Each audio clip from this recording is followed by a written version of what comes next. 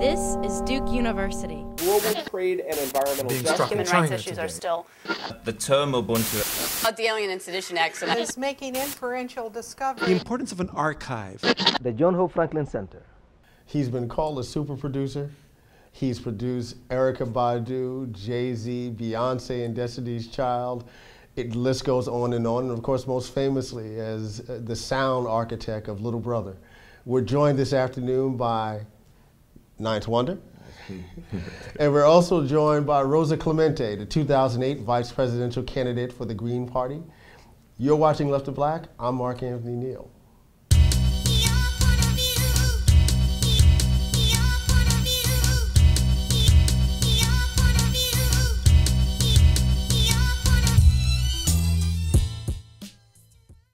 Good afternoon and welcome to Left of Black. I'm Mark Anthony Neal, and we're joined this afternoon by Ms. Rosa Clemente. How are you doing, Rosa? Good, how are you? I'm doing fine.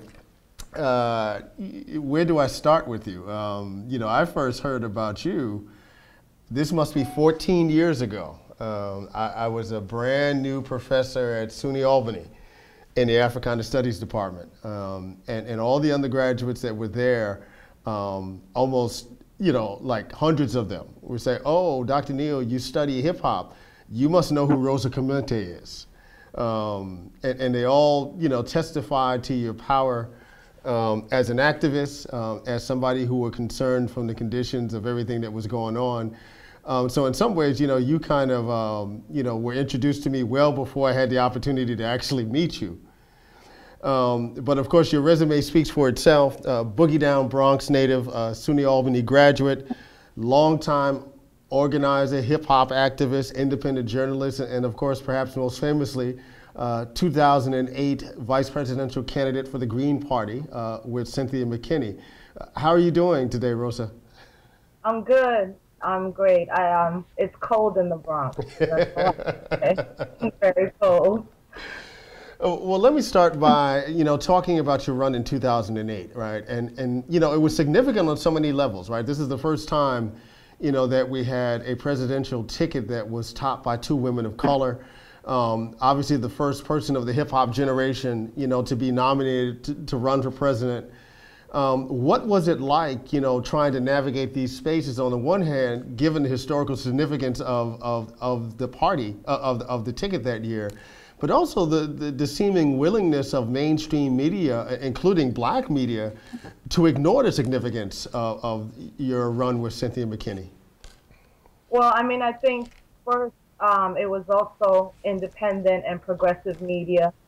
I hold them pretty much just as accountable as I would mainstream media, if not more, because obviously Cynthia and me weren't expecting CNN or ABC World News or these mainstream outlets to cover us except when we got nominated, because, that's the least that they're supposed to do. But then there were certain journalists, right? And I think that's the interesting thing. It was Jeff Johnson within BET at that time and Jeff Chang that was writing for Vibe and other outlets. I would say that those two particular journalists did, and Davey D from Hard Knock Radio and his team, did the most coverage of us. Right. And then there were black radio like Bev Smith, to this day the only African-American woman that has a syndicated talk show, and here and there, but for the most part, I think every level of media browned and blacked us out, and that also extended into organizations that should at least have told their constituents that here was this ticket and you have a choice, here's the information. And some of those organizations, the National Organization for Women or the NAACP or even Puerto Rican groups that refused to even talk about us. So, at every level, we were definitely not going to win in those areas. I don't want to necessarily get into conspiracy theories, but, what do you think was, inspired folks not to give you the kind of coverage that you deserved? Do you think it was just not taking your candidacy seriously? as many folks have to do with independent parties, but, maybe because, in fact, you were two women of color that were topping the ticket? I mean, I actually, I think there's three things to that. I think first, and this is coming from my experiences as an undergrad and being taught by amazing Black female professors at SUNY Albany, first about the psyche of our people. I think a lot, and I study a lot of psychology, even though I'm not a psychologist, because you have to understand and we understand it was a historical moment. It was a first.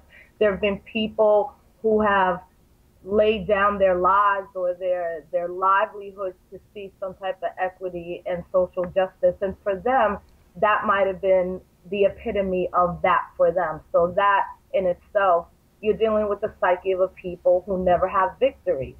Second, I believe that if it was two men of color that were running, that every community would have responded to them better.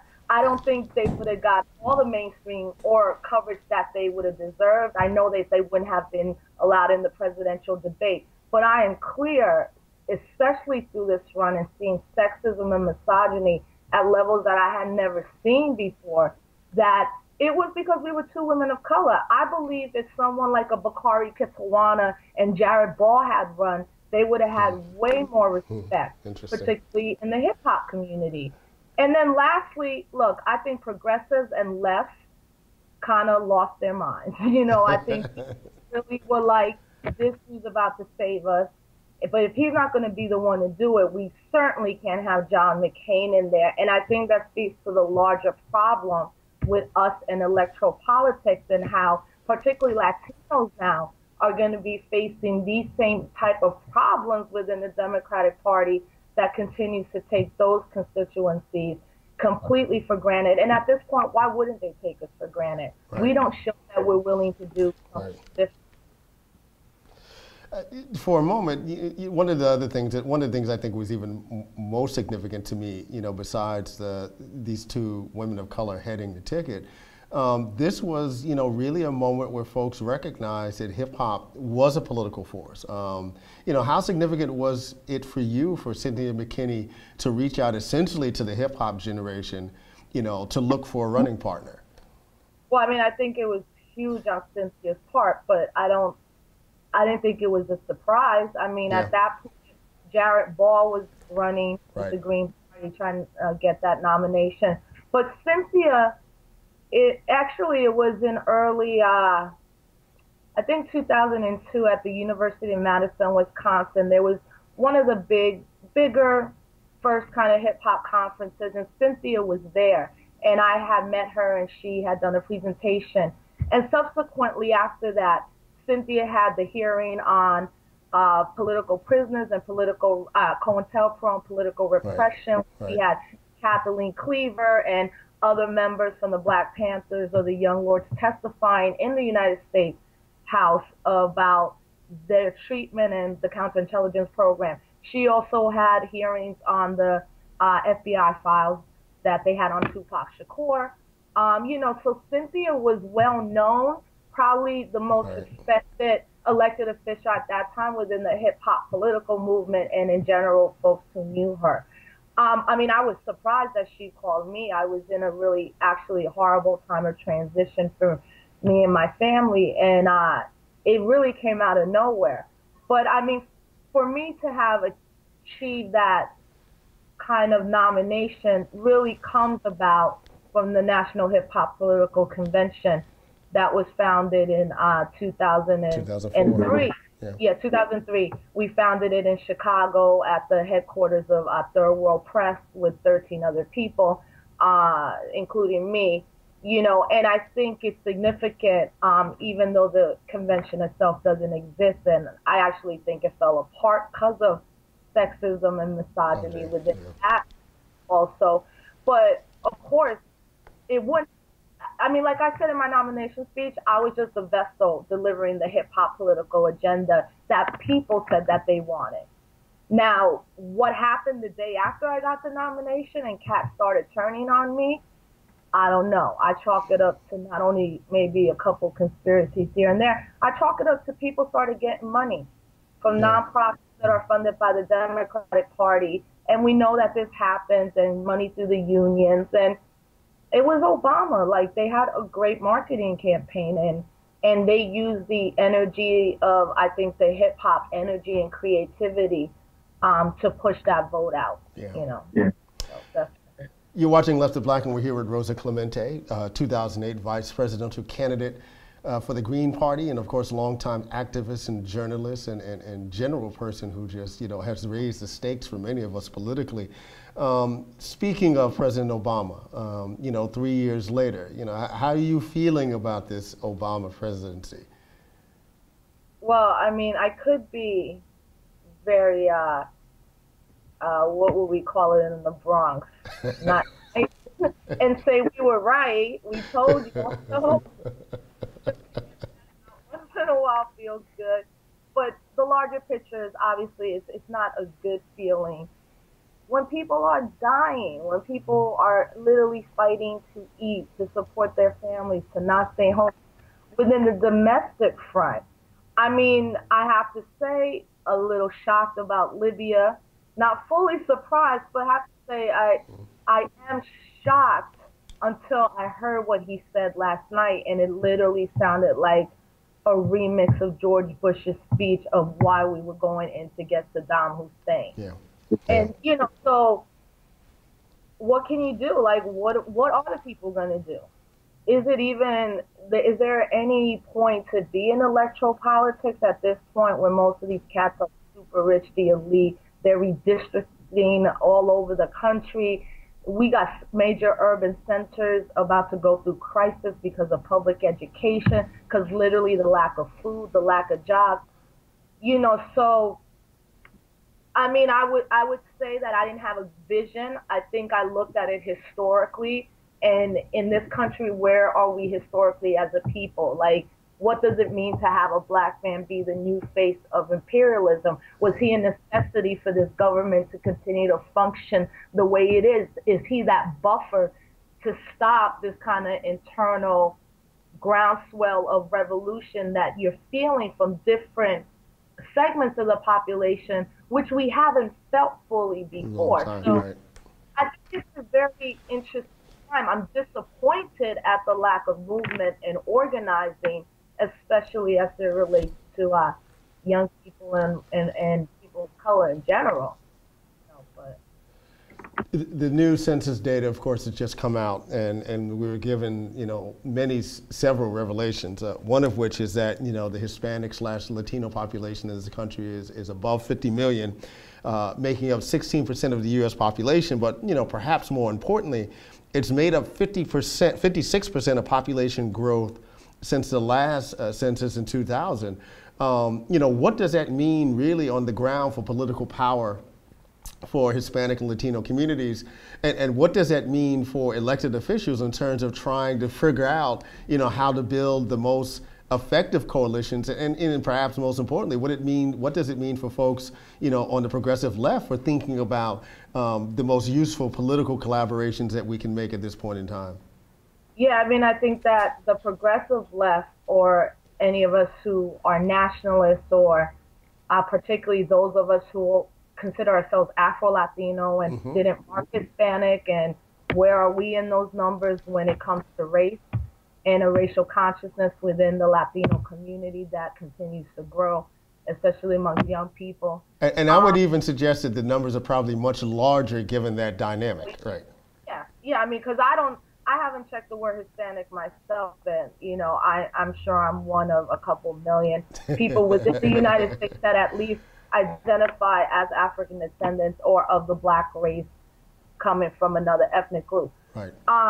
What would be the smart thing is to use this and say, look at the way even the media shapes it, right? It's like now they are the majority. You black African Americans, now you're second in line. What does that mean? Like, if you even read the articles, and it's employing a divide and conquer tactic as opposed to us saying, especially progressive people, that's like 50 million more of us versus them in the sense of people of color are a majority in this country, right? That Texas is majority, quote, Hispanic, I would say majority brown people, majority black people. How can we use these numbers as a unifying effort? But in saying that, and one that doesn't solely deal with identity politics anymore, it's also about how are these people going to move politically, right? Like, what does it mean to have 50 million, even if I'm in that category, Hispanic? What does a Puerto Rican experience mean as an American citizen and what's going on in Puerto Rico versus the immigrant experience? Is immigration the only issue? Right. It really shouldn't be the only issue, but apparently it has become the only issue in our community where we even get to be talked about in politics.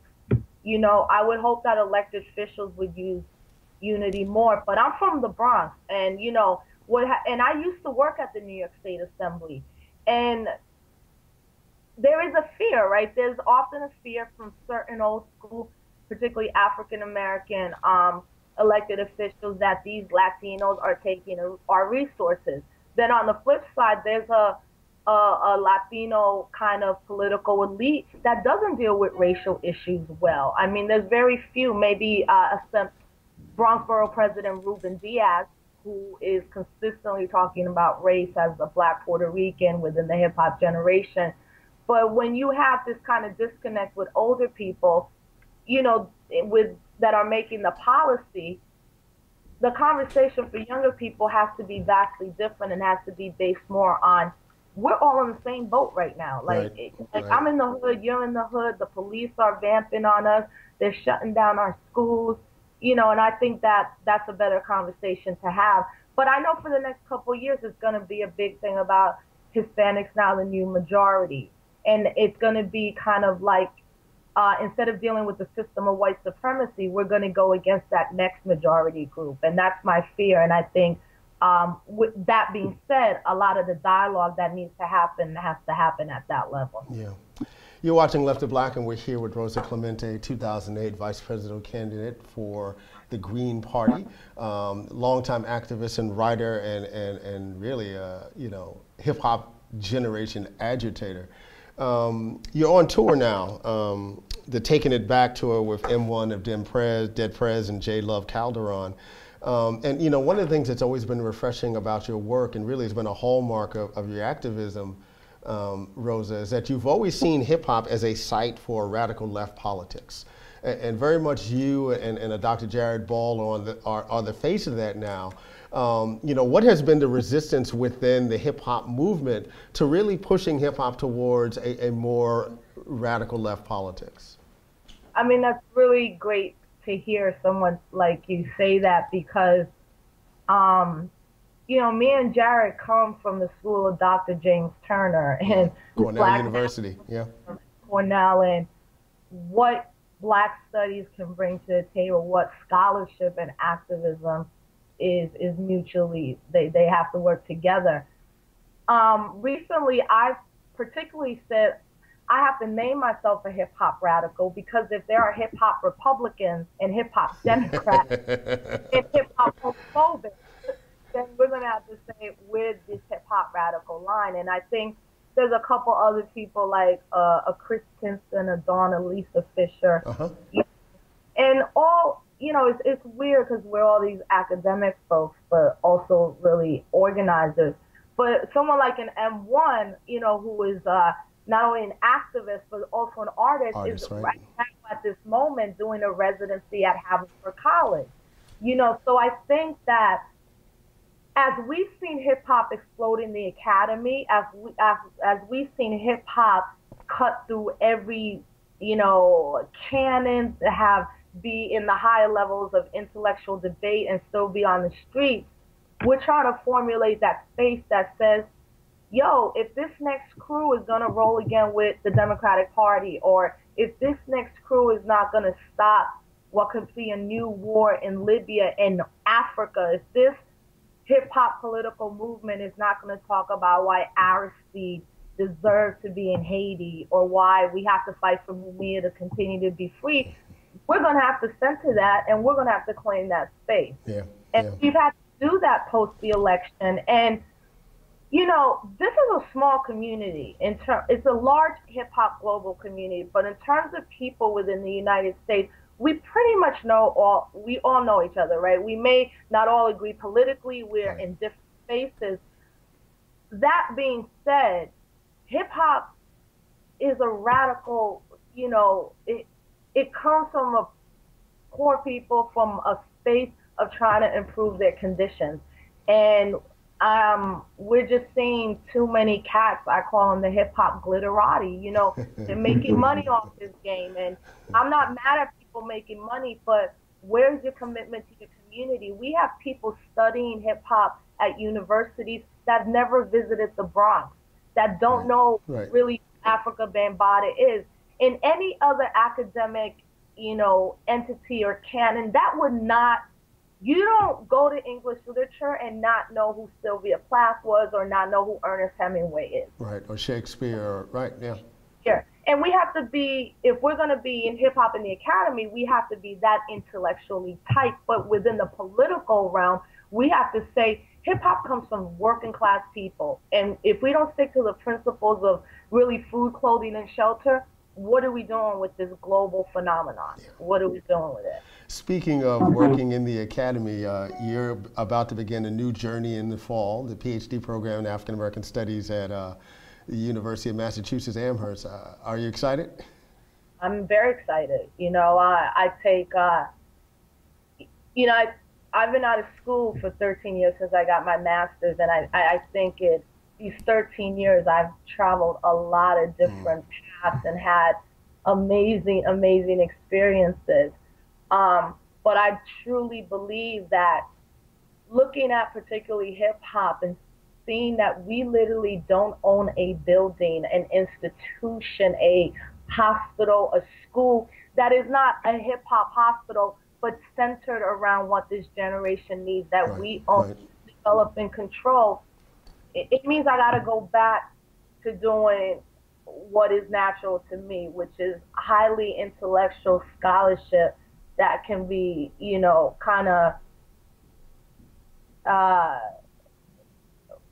can infuse the work that activists and cats who don't have the privilege to go to these academic settings and study and come up with plans do. On a personal level, it's something I've always wanted to do. I became an activist at SUNY Albany. I wasn't born into activism. I didn't know anything until I took my first Black Studies class. It literally changed my life and all these amazing academics and scholars and activists. And I want to continue that tradition. And I think we're going to have to fight hard to keep Black studies around and ethnic studies in general. In this time, the attack is coming against ethnic studies in general and women's studies. And we need a whole new vanguard to ward off that attack and be innovative in what we can create out of that. You're watching Left of Black, and we've been here this afternoon with Rosa Clemente, coming to us from her home in the Boogie Down Bronx, a Boogie Down native, like your host, Mark Anthony Neal. It's been great talking with you, Rosa. We're all proud of everything that you've done, again, especially that 2008 run as the vice presidential candidate for the Green Party. You have represented hip hop very well, and glad to finally get you on Left of Black. Well, thank you, and thank you for all the work you're doing, and that Hip Hop Studies reader is coming out in the second edition. I think it's incredible, and we just got to keep moving forward. So, pa'lante siempre pa'lante, and thank you. Thank you. All right.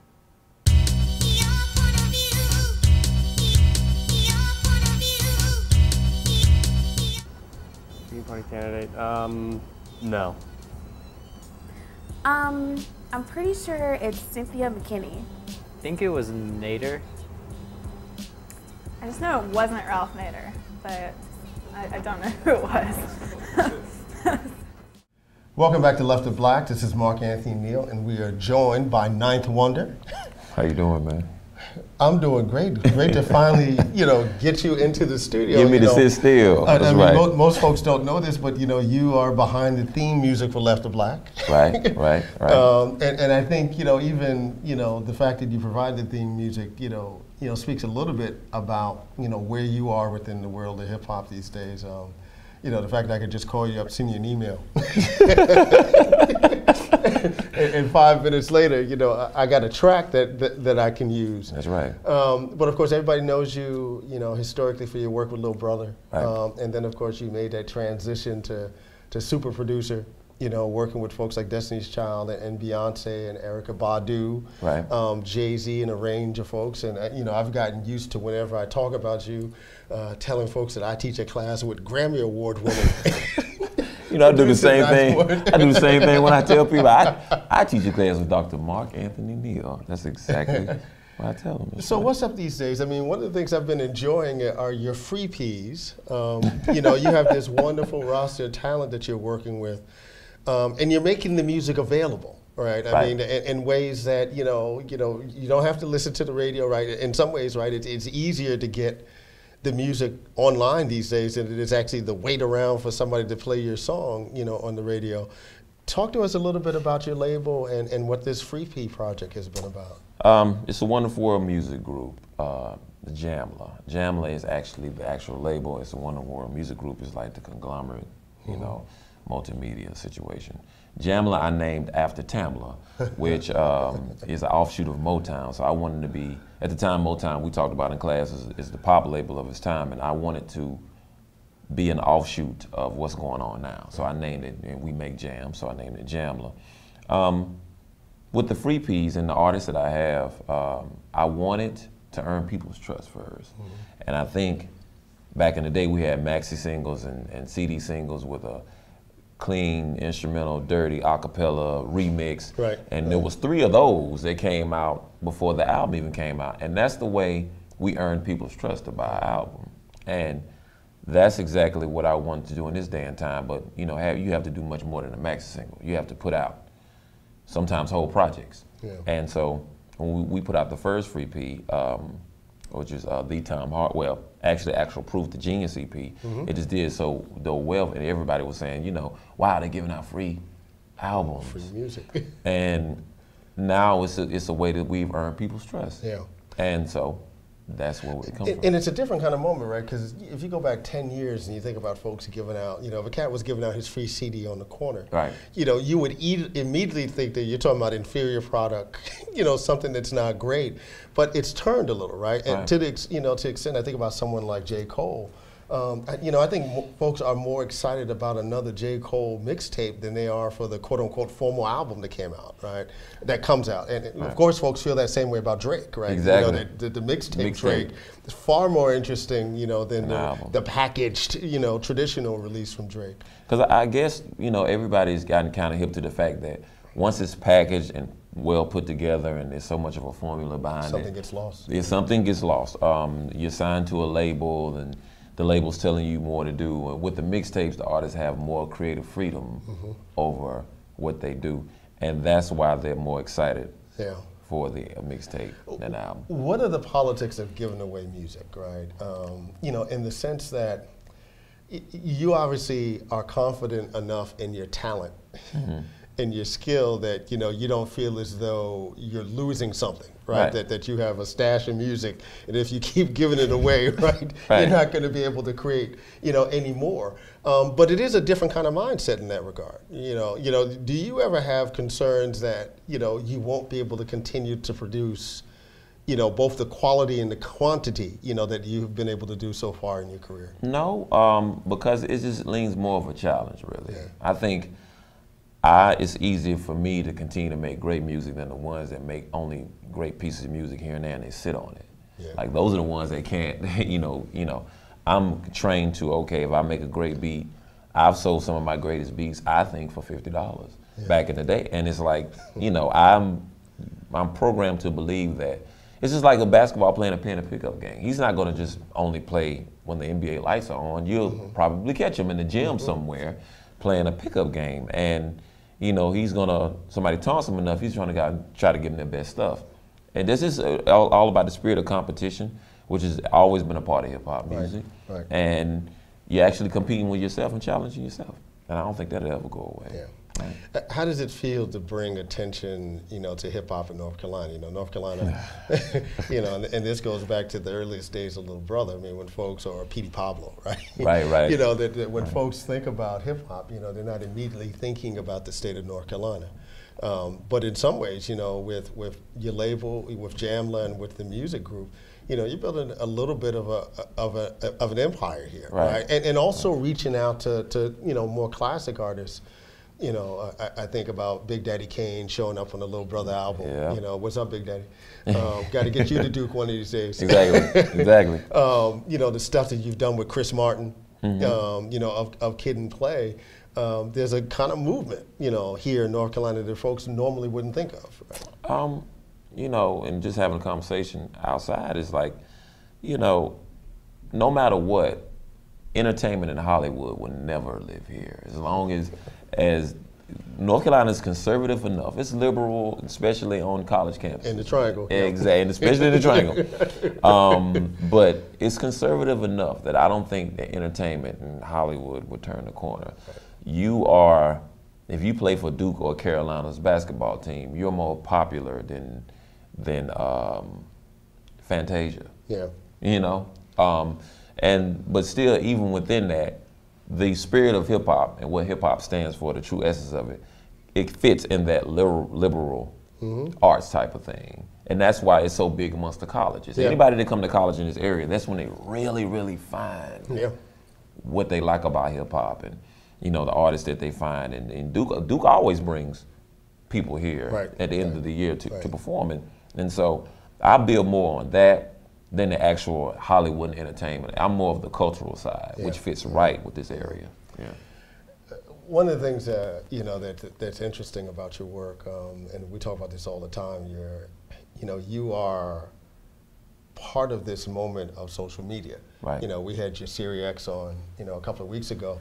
And I think about your career trajectory in the same context that I think about your series work, in that, so much of what makes you Ninth Wonder is your presence on the internet. Right. In terms of, YouTube or, various other video sites, but also Twitter. Right. And your 50,000 Twitter followers. Yeah, right. 80,000 now. 80,000 Twitter followers, right? And I think it's a different expectation than artists had, than say LL may have had, 20 years ago. And it's also something that's much more hands-on. Right. Right, you're literally sitting there behind, your Twitter account, throwing all kinds of stuff out there. And I mentioned Twitter in this context because I would imagine as many folks know you for your love of Duke basketball, right, then they know you as producer Ninth Wonder. Exactly. So talk about, Jalen Rose dropped his little, thing about Duke basketball and Grant Hill a few weeks ago. You're a North Carolina native. Right. Right. In a state where UNC is the hometown, is the home team. How'd you become a Duke fan? You know what, man? To me, it's easy. I wouldn't say it's easy, but it's kind of the de facto to be, if you live here, to be a UNC fan. Yeah. It's much harder to be a Duke fan, absolutely, than it is a NC fan, a University of North Carolina fan. And I know, by me being a sportsman, that the tradition of UNC basketball is a much greater tradition than Duke is. And, going all the way back. I tell Carolina fans all the time, so-called Carolina fans, I know more about your history than you do. And so I understand the power of UNC basketball. But for me, Duke is kind of, if Carolina is the mainstream, then Duke is Raucous Records. Because we are Duke basketball, because we are the ones that's not, well, why do you like, it's kind of like Rihanna versus Marsha Ambrosius almost, or something like that. Not to use those names, but it's kind of like, why do you choose to like a team that nobody really likes? Yeah. It's like saying, why do you choose to like an artist that nobody really likes, or why do you choose like a, whatever? And it's hard to be a Duke basketball fan. And I think, at first, the funny thing is, I was coming up in high school, I was in love with the Fab Five, not because of because they were black, because of the style and that's when really they brought hip hop together. Which they actually the first team to bring hip hop into the game was Georgetown, but it just didn't show it. Michael Graham, exactly. but you know that's what it was. But I just really love Duke's style of play.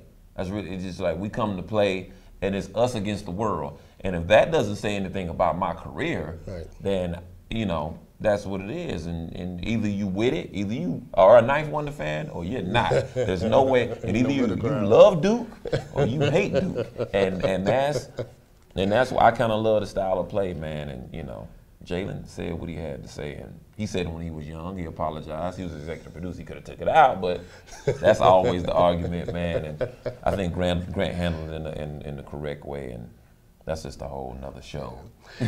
You're watching Left of Black. I'm Mark Anthony Neal. We're here with the producer, Ninth Wonder, here in our studios in the John Hope Franklin Center. A new film that's about to come out featuring you, The Wonder Year. The Wonder Year. You know, kind of talking about your experiences as Ninth Wonder, but you know, also Ninth Wonder in the classroom. You know, Ninth Wonder, the family man. I mean, this kind of, you know, portrait of what it means to be, you know, in this case, and I think this term fits you well, you know, a kind of independent artist, you know, who is charting his own path, you know, in a recording industry that it's not very easy to do that anymore. The Wonder Year was directed by Kenneth Price, who is getting his master's at UNCG, and The Wonder Year is his master thesis. And he approached me to do this back in November of 2009, and we started filming at the Pete Rocker premiere tribute that I did at the Cat's Cradle. Cat's Cradle. It just shows, a lot of people see me, you know, that this is a 9-to-5 culture that we live in. And people that don't live a 9-to-5 culture have a hard time understanding. Well, people that live a 9-to-5 culture have a hard time understanding the people that don't. And this film is going to show people how busy I really am and how much I move around. And you know, you'll get a lot from the film, but you'll also get from the film that, man, it is exhausting to be you. There's no way in the world. You have to share yourself with everybody. You hardly don't get a alone time, a dull moment. I mean, you don't get a time to yourself. One time I'm by myself, is in the plane if I'm alone, in the car, or when I'm asleep. It's not a lot of alone time. And it's starring, you know, I won't say starring, but it has a lot of people in it, including yourself, is in the movie. It's just a great piece, man. It's something that my career has always been about. Let's just try and see if we can do it. Yeah. And it turned into something much more. The very first time I met you, we were both invited to the studios at WUNC, local radio station. The State of Things, right? Hosted by Frank Station. What's up, Frank? That's my man. and I remember we were talking off camera. I can't even remember why we were on the show. It had something to do with hip hop, and we ended up having this interesting conversation about what it means to be Ninth Wonder hip hop artist and going to a parent-teacher conference. and you know, or open house with your students, and you introduce yourself. Ninth Wonder. Well, what do you do? Well, I'm Pat, right? What do you do? I'm a hip hop producer, and they look, you know, confused, right? Then why are you here? Well, because you know, I got a kid, and I'm a parent. What's it been like? And you talked a little bit about this stuff, you know, in some of the coverage recently about the breakup of Little Brother. But what has been the challenge of trying to balance this world that forces you a lot out of the household, right? Late nights, I mean, that old thing, and still trying to maintain, you know, a family, you know, within that context. And you know, and it's a piece of hip hop that folks don't talk about enough, right? Because what we find out is so many of these folks that we think of as kind of out there and being stars, they're all also still maintaining. You know, Big Boy's been married for 15 plus years. LL's been married for, you know, Snoop's been married for 15 plus years. You know, what's it like trying to balance those kind of pressures? It's tough because, you know, as I always say, family doesn't understand industry, industry doesn't understand family. I have a great support system, you know, not only from, you know, my family, my intermediate family, wife and kids, my mom and dad, and my brother, to some of my closest friends who are now in academia now. Actually, one was here. Jelani Flavors. Johnny Favors, yes, Dr. Johnny Favors. He was just here. And I just have that great support system of, they have a way, North Carolina has a way of keeping me humble and rooted, and normalcy will always live here, like I spoke about before. And that's, I guess, I don't think I'd be able to maintain as much as I can if I did live in Los Angeles or I lived in New York or now Atlanta. But being the fact that I live here is like, I don't get to see the glamour.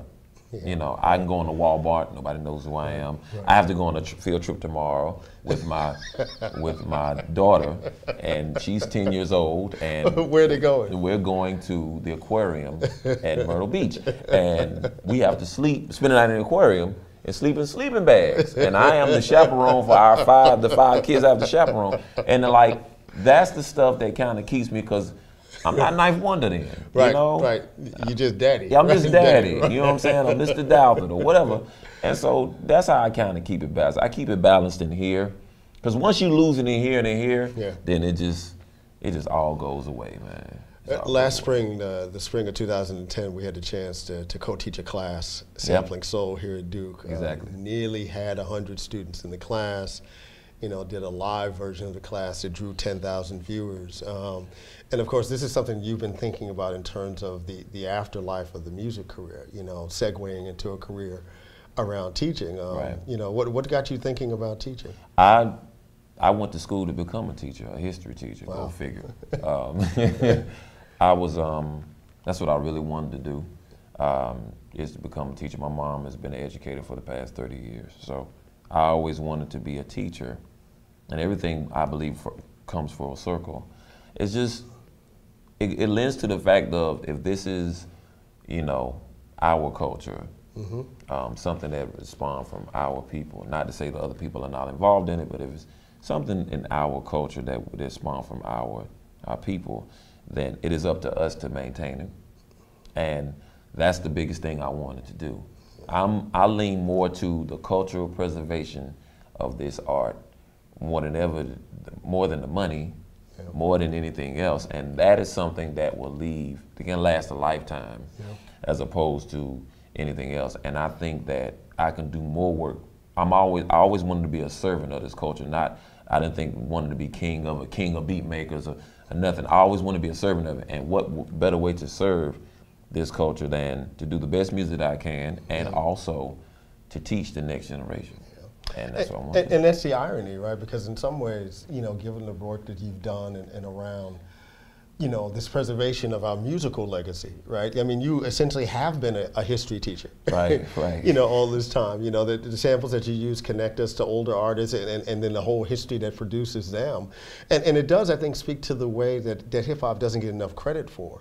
You know, for the way that it just presents an alternative way for us to think about our past. Exactly. Right. Exactly. It's the whole brick and mortar system is kind of going away. You got to put pills in the applesauce, man. It's like, if I want a kid to understand who the Dramatics are, the best way for me to do it is through a beat. And that's the thing. That's how it opened up a Pandora's box for me, and it works for every generation. Like, we have to find new and creative ways to get the next generation involved. You can't preach down and pound it down, and that's kind of gone. It really never worked that way, really. It's always about what's being cool and what's being fresh, and kind of putting it in a way where they can get it and latch on to it. And that's what Spike Lee did. I didn't know about a lot of jazz until Spike Lee started to slide it on the end of his soundtracks. And that was the way that it turned me on. Right, Guru and Premier jazz thing, right? That's I mean, they throw down a real serious history of jazz music in 4 minutes, That's right? That's you know, with names that you can go Google, songs that you can go find, Exactly. So, you know, I think that'll never go away. I mean, we teach our children ABCs to the tune of Twinkle, Twinkle, Little Star. They will never go away. So that's what it is. One of the things we've been asking guests every once in a while when they come on the show is to name their 5 favorite hip-hop songs, right? But that's not what I'm going to ask you. I'm going to ask you a bit of a derivative, right? And 2-part question. So the first part, you know, who are some of the folks that you haven't worked with yet that you really want to work with? Nas. And you know, you've been very public, right? Yeah, this is a public thing. Yeah. YouTubing, in the studio tracks. Nas, this is the track. This is the track we be trying to get you on. Yeah, Nas, which is is fairly close. I think it's gonna happen when it's time to happen. Raekwon and Ghostface. Wow.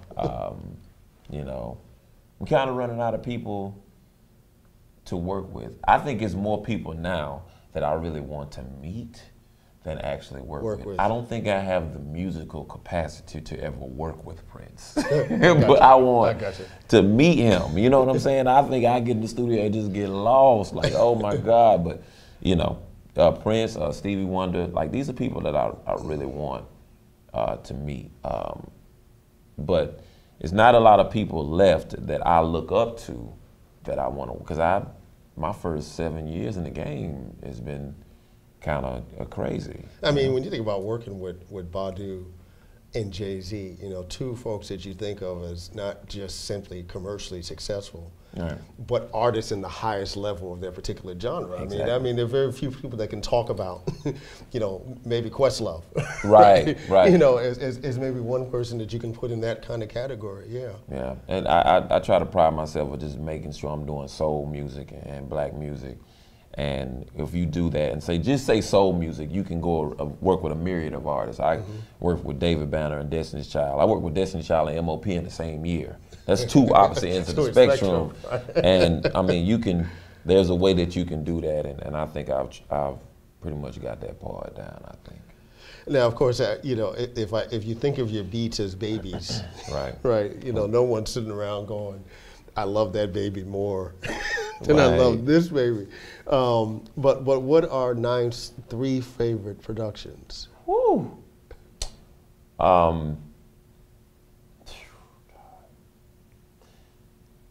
Threat Jay-Z because of what it meant and how just, little brother turned the corner for what we did, what we've done. But that Jay-Z record turned the corner on another, on a whole other world. And it was a different sound for you at that moment. Yeah, exactly. The Listening, the Little Brother album, my first album, because the way it was put together and everything that spawned afterwards, we never saw any of it coming. And I just think I was in this space where I wasn't thinking so much and I was just going through raw. I was naive and I was going through just raw, I'm just gonna do what I feel. And my favorite production I've ever done that I sit back and like, man, I do that, is She the Reason by Destiny's Child. Because that's the record that when Beyonce said, I want us to sound like the Emotions. And I said, okay, how can I keep them fresh? And that's such a great reference point, right? Because that's the Supremes represent one kind of moment, right? But when you talk about the emotions, and Best of My Love, and Don't Ask My Neighbor, that is the record that I want. If Beyonce is saying the Emotions, what trio is between the Emotions and Destiny's Child? SWV. So I wanted a record that sounds like the SWV record, and that's what She the Reason was. Exactly. So, that's my favorite. We're watching Left of Black, and we've been joined this afternoon by Ninth Wonder, who finally joins us after several reschedules in Left of Black studios here in the John Hope Franklin Center. It's been a pleasure, Ninth. Thank you very much. Looking forward, of course, to doing Sampling Soul again this fall. Ready. And of course, as we close out, you will be listening to Ninth Wonder.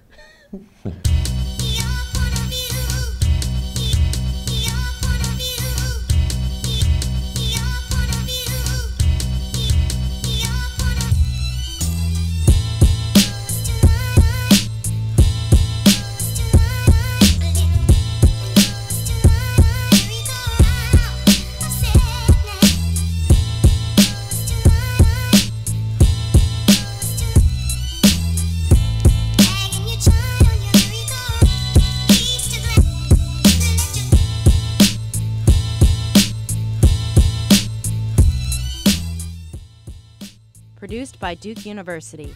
Online at duke.edu.